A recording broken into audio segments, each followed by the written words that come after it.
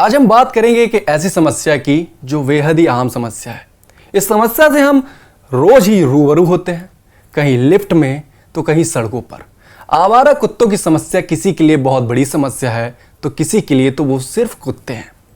अब supreme court ने एक आदेश दिया है, कहा है कि 8 हफ्ते के भीतर जितने भी सारे कुत्ते हैं उनको शेल्टर में बंद कर दिया जाए। मतलब कि 8 हफ्तों में दिल्ली एनसीआर, न केवल दिल्ली बल्कि पूरे दिल्ली एनसीआर में जितने भी आवारा कुत्ते हैं उनको 8 हफ्तों में बंद कर दिए जाए। सुप्रीम कोर्ट ने यह आदेश दिया।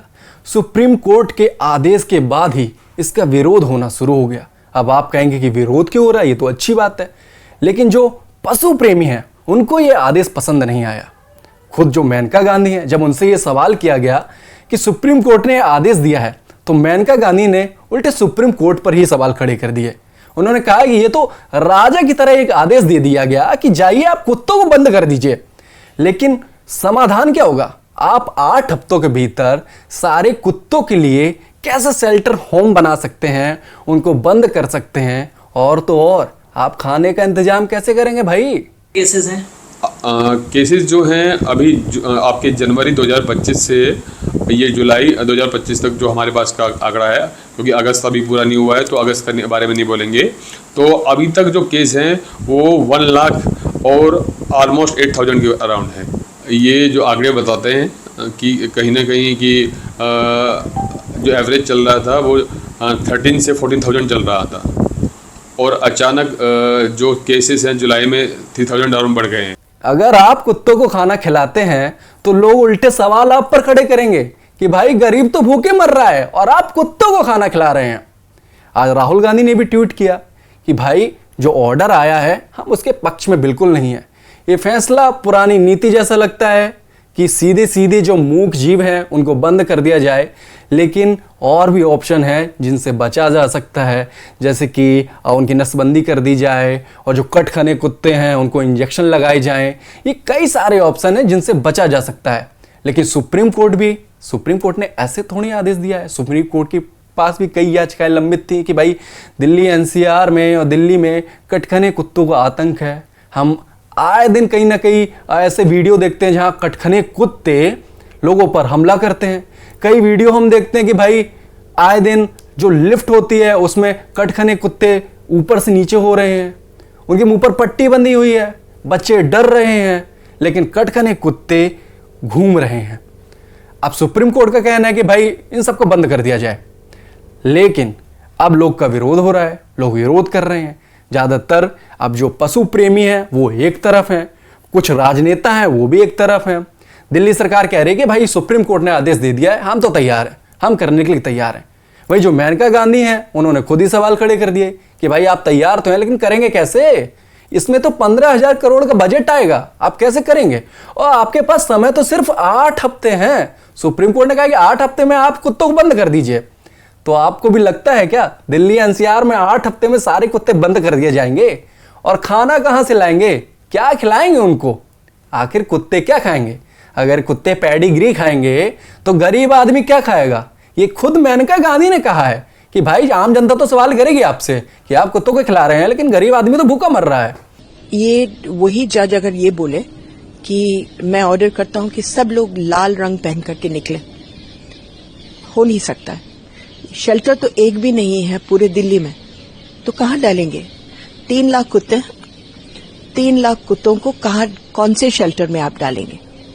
पहले तो दिल्ली सरकार को ये लिखा है कि 2 महीने के अंदर अंदर उनको शेल्टर, उसका असल नाम है पाउंड में डालना पड़ेगा। अब उसके लिए पाउंड बनाने पड़ेंगे। तो 1 पाउंड अभी 3 लाख कुत्तों के लिए आपको 3,000 पाउंड बनाने पड़ेंगे, और वो भी वहां बनाने पड़ेंगे जहां कोई रहता नहीं है, क्योंकि एक कॉलोनी के अंदर तो आप बना नहीं सकते हैं जिसमें आप 100 कुत्ते डालेंगे या 200 कुत्ते डालेंगे। तो एक पाउंड को बनाने में आपको लगेंगे 4-5 करोड़, क्योंकि दीवारें बहुत बड़ी होंगी, जगह भी आपको चाहिए कम से कम 1 एकड़। तो 3,000 एकड़ आप ढूंढिए जहां लोग नहीं हैं और वहां बनाइए। दूसरी चीज ये है कि आपको 1.5 लाख लोगों को एम्प्लॉय करना पड़ेगा, क्योंकि सफाई के लिए आखिर अगर 200 कुत्ते एक जगह में हैं तो गंदगी तो करेंगे ही करेंगे ना बेटे। तो फिर कौन साफ करेगा? 1.5 लाख लोग, फिर वॉचमैन करना है, फिर इनके लिए खाना बनाने के लिए किसी को करना है। अगर आपने गलती से अगर बना भी लिए तो ये बताइए कि आप 5 करोड़ रुपए हफ्ते खर्चा करने के लिए तैयार हैं कुत्तों को खिलाने के लिए हर हफ्ते? क्योंकि अभी तो वो मुफ्त में खा रहे हैं, फीडर्स, सिविल सोसाइटी उनको खिला रही है। अब तो सरकार कह रही है कि नहीं, हम रखेंगे और हम खिलाएंगे। तो बताइए कहां से पैसे आएंगे? और अगर आएंगे भी तो लोग क्या नहीं बोलेंगे कि आप गरीबों के लिए कुछ कर नहीं सकते हैं, आप कुत्तों को खिला रहे हैं? तो एक तो ये नामुमकिन है। तो ये बड़ी समस्या बनती जा रही है। अब मुझे ऐसा लगता है, लोगों को भी लगता है कि कुत्ते पर अब आंदोलन शुरू होने वाला है, क्योंकि एक तरफ पशु प्रेमी हैं तो दूसरे तरफ कटखने कुत्तों के शिकार हैं। हमने आए दिन वीडियो देखे हैं और लोगों ने तो प्रोटेस्ट करने भी शुरू कर दिए हैं, क्योंकि भाई पशु प्रेमी है। लोग कह रहे हैं कि भाई ये फैसला हमें रास नहीं आया है, पशु प्रेमी हैं और पशु हैं, उनके साथ ऐसा नहीं किया जाना चाहिए। कुल मिलाकर अभी सुप्रीम कोर्ट ने आदेश दे दिया है, इसको इम्प्लीमेंट दिल्ली सरकार कैसे करेगी, दिल्ली एनसीआर में किसको कैसे इम्प्लीमेंट किया जाएगा, ये देखना बाकी है। बट लोगों के विरोध के स्वर उठने लगे हैं। सुप्रीम कोर्ट से ऑर्डर हुआ है कि सारे स्टे डॉग्स को उठा दिया जाए। प्रोटेस्ट में आए हैं कि उनका कोई कसूर नहीं है, उनको क्यों उठाया जाए, इसलिए आए हैं हम यहाँ। नहीं, प्रोटेस्ट नहीं करने दे रहे हैं, हमारे को उठा के ले जा रहे हैं पुलिस स्टेशन में, और हम चाहते हैं कि उनकी रक्षा हो यहाँ पे। हमारी डिमांड यही है कि उनको कहीं भी नहीं छोड़ा जाए। अब सुप्रीम कोर्ट वाले हमारी पिटीशन नहीं ले रहे स्टे के लिए, और उठाने शुरू भी कर दिए डॉग्स। शेल्टर होम है ही नहीं, इनके पास कोई कन्वीनियंट है ही नहीं इतने सारे डॉग्स को। आखिर में ये दिल्ली से बाहर फेंक देंगे जहाँ पे कुत्ते आपस में लड़ के मर जाएंगे, ये तो गलत है ना। जहाँ पे सिर्फ और सिर्फ ह्यूमन की वैल्यू है और किसी की कोई वैल्यू नहीं है, ना कोई एनिमल, ना कोई birds, no one. Only humans are important, only 2 lakh people are important. बाकी और सब मर जाए, सब चले जाए इस धरती से, बस हम लोग जिंदा रहने चाहिए। ये इनकी पॉलिसी है और ये इनका क्राइटेरिया है।